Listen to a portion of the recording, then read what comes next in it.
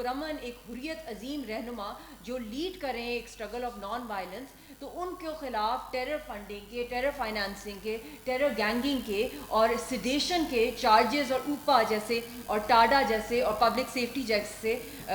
Draconian laws جو ہیں وہ ان کے خلاف ڈالے جائیں, جس کے تحت وہ اپنا کیس بھی نہیں پلیٹ کر سکتے. اور جو سب سے خوفناک بات ہے اس وقت کہ جب انہوں نے کہا کہ میں اپنے کیسز خود میں بولوں گا, تو جب بھی ان کو آن لائن پریزنٹ کیا گیا ہے تو اس کے اندر ان کی آواز میوٹ کر دی جاتی تھی جب وہ بول رہے ہوتے تھے جج کے ساتھ, اور جب ان کے خلاف ایویڈنسز پریزنٹ کیے جاتے تھے ہندوستان کی آرمی کی طرف سے تو تب ان کی طرف سے والیوم بند کر دیا جاتا تھا تاکہ یاسین صاحب کو آن لائن وہ سن بھی نہ سکے کہ ان کے خلاف کیا بات کی جا رہی ہے. اور اس کے ساتھ ساتھ ان کی جو میڈیکل کنڈیشن ہے ان کو کوئی ہیلتھ کیئر نہیں ملی, ان کو ایک ڈیتھ سیل میں اوپن ٹوائلٹ کے سامنے سلایا جاتا ہے اور فزیکلی اور مینٹلی ٹارچر کیا جا رہا ہے. وہ انسان جس کو پچھلے 35 ایئرس سے انڈیا کے 3rd ڈگری ٹارچر کا وہ شکار ہے, جسم کا ایک ایک حصہ جو ہے ان کا وہ گواہی دیتا ہے کہ ان کو کتنا مارا پیٹا گیا, الیکٹریکیوٹ کیا گیا ہے, ان کے اوپر برن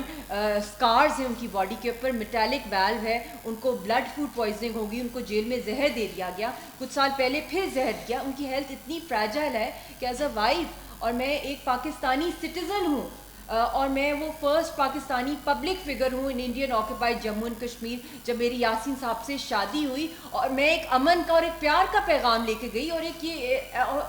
آف بانڈنگ, میرا کوئی کسی کے خلاف کوئی پولیٹیکل موٹیو نہیں تھا, مگر جس طریقے سے کیونکہ ہم ایک تحریک کو لیڈ کر رہے ہیں, ہم کوئی وکٹمز نہیں ہیں کہ میں یہاں پہ بیٹھی ہوئی ہوں بیچاری بن کے, ہم لوگ بہت بہادر اور بہت دلیر, اور مجھے فخر ہے کہ میرے جو ہسبینڈ ہے اس وقت بھی ان کے خلاف وہ ایک اکیلا تن تنا آدمی ہے, اسی ڈیتھ سیل کے اندر ہے جہاں پہ مقبول بٹ شہید کو پھانسی دی گئی, جہاں افضل گرو کو پھانسی دی گئی, ان کی جستے خاکی تک نہیں ملی فیملیز کو, نہ کشمیریوں کو. تو میں آج ڈیمانڈ کرتی ہوں دنیا سے بھی, یونائٹڈ نیشن سے, کہ وہاں پہ ایک انڈیپینڈنٹ انویسٹیگیشن کرائی جائے. میری بیٹی, میرا دنیا میں کوئی چھوٹا سا بچہ بھی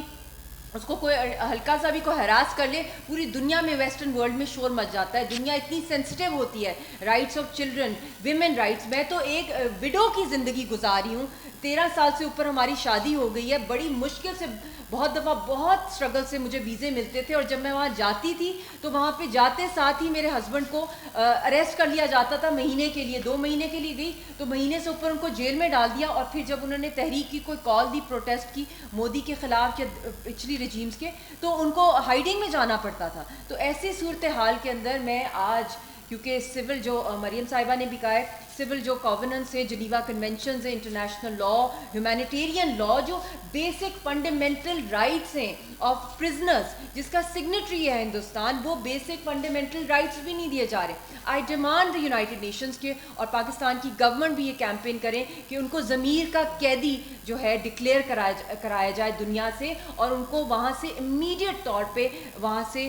ریلیز کرایا جائے آن ہیلتھ گراؤنڈ. ان کی ہیلتھ بہت ویک ہے, ان کے سر پہ پس پڑ گئی تھی, کچھ عرصہ پہلے چھالے پڑ گئے تھے ان کے سر کے اندر, ان کے بال سارے گر گئے تھے. ابھی بھی جو ان کی فوٹیج ریلیز ہوئی ہے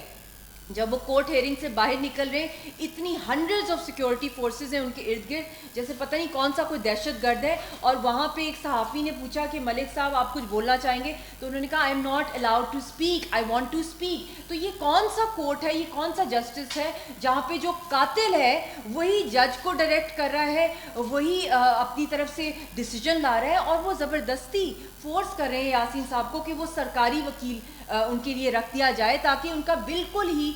جو ہینگنگ کی طرف یا ان کو ایکسیکیوٹ کرنے کا جو سارا کا سارا پلان ہے. اور آج میں یہ بھی میں کہنا چاہتی ہوں کہ ان کو پروٹیکٹیو پرسنالٹی بھی ڈکلیئر کرانا پڑے گا, کیونکہ he is a political prisoner, he is the voice of the people. اور ہم لوگ چاہتے ہیں اس وقت ایز اے فیملی کہ جو ہمیں ڈیوائڈ کیا گیا ہے ان کو نکالا جائے. آواز تک کا رشتہ نہیں رہا, نہ ہمیں فون پہ بات کرنے کی اجازت ہے, نہ کوئی ٹیلی گرام کی اجازت ہے, نہ کوئی ویڈیو کانفرنسنگ, نہ کوئی لیٹر ہم دے سکتے, نہ کوئی ای میل. بچی ہماری ہے 8 سال سے وہ تڑپ رہی ہے, اپنے باپ کو ایک شکل دیکھ لے ان کی آواز ساڑھے 3 سال سے وہ تک نہیں آواز کا رشتہ. تو وہ بچی لیٹرز لکھتی ہے روز اپنے والد کو, مگر وہ لیٹر کون پہنچائے گا اس کا. میں پاکستان کی گورنمنٹ سے بھی اپیل کرتی ہوں ایز اے پاکستانی سٹیزن کہ جو میرے رائٹس جو سپریس کیے گئے ہیں میرے اور میری بیٹی کے, کہ میرے ہسبینڈ کے ساتھ ہماری ایکسیس کرائی جائے, ان سے ہم بات کریں, ان کو کوئی لیگل کاؤنسل ہیلپ دی جائے, ان کو وہاں سے نکالا جائے, اور اس کے ساتھ ساتھ ایک گلوبل کیمپین چلائی جائے.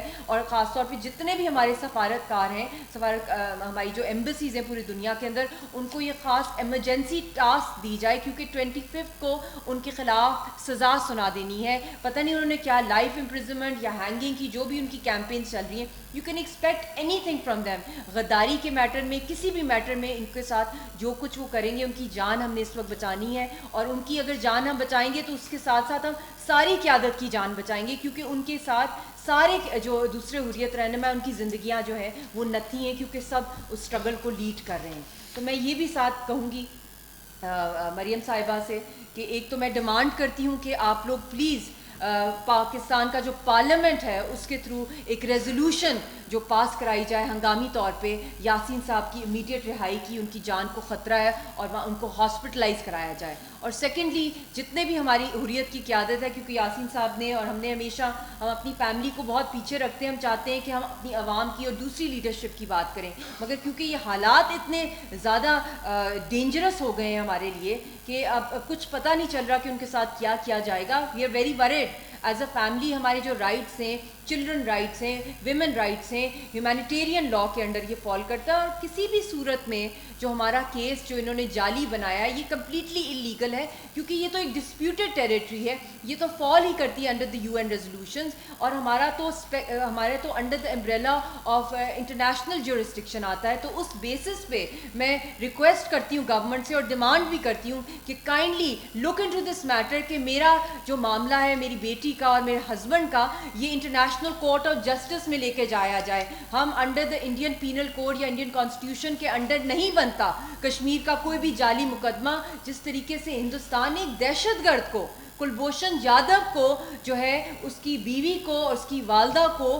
جو ICJ میں لے کے گئے کہ وہ ان کی آواز بنے اور چیلنج کیا, انہوں نے پریسیڈنٹ سیٹ کر دیا ہے. میں یہ بھی ڈیمانڈ کرتی ہوں کہ ہمارا